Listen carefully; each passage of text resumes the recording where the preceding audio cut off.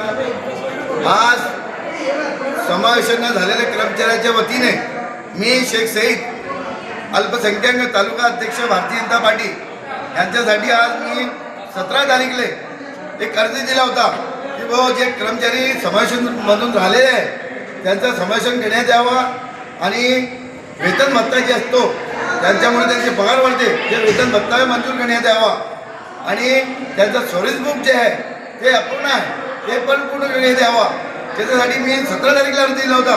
पण त्यांनी आजपर्यंत ते अर्जाची आम्हाला काही माहिती दिली नाही. म्हणून मजबूरन आज आम्ही शासनाच्या मुख्याधिकाऱ्यांच्या दालनात आंदोलनसाठी इथे आलेलो आहे आणि शिवसाहेबांना भेटलो. आम्ही शिवसाहेबांना सांगितलं की हे जे विषय आहे हे दोन जो विषय हे तुमच्या हातात आहे तुम्ही करू शकता. त्यांनी आम्हाला आश्वासन दिला की दोघी होऊन जाईल. आश्वासनची याची समावेशांची जी गोष्ट बोलले ते आमच्या हातात नाही आहे. पण आम्ही त्यांना सांगितलं आहे की तुम्ही आम्हाला बहुमताने ठराव करून द्या. हे कर्मचारी ग्रामपंचायतच्या कार्यकाळापासून आहे. जेवढे समावेशन झाले ते पण ग्रामपंचायत कार्यकाळापासून आहे. पण हे यांना वंचित का ठेवत आहे. म्हणून मी विनंती करतो आहे मुख्याधिकारी यांनी की यांना पण समावेशन करण्यात यावा.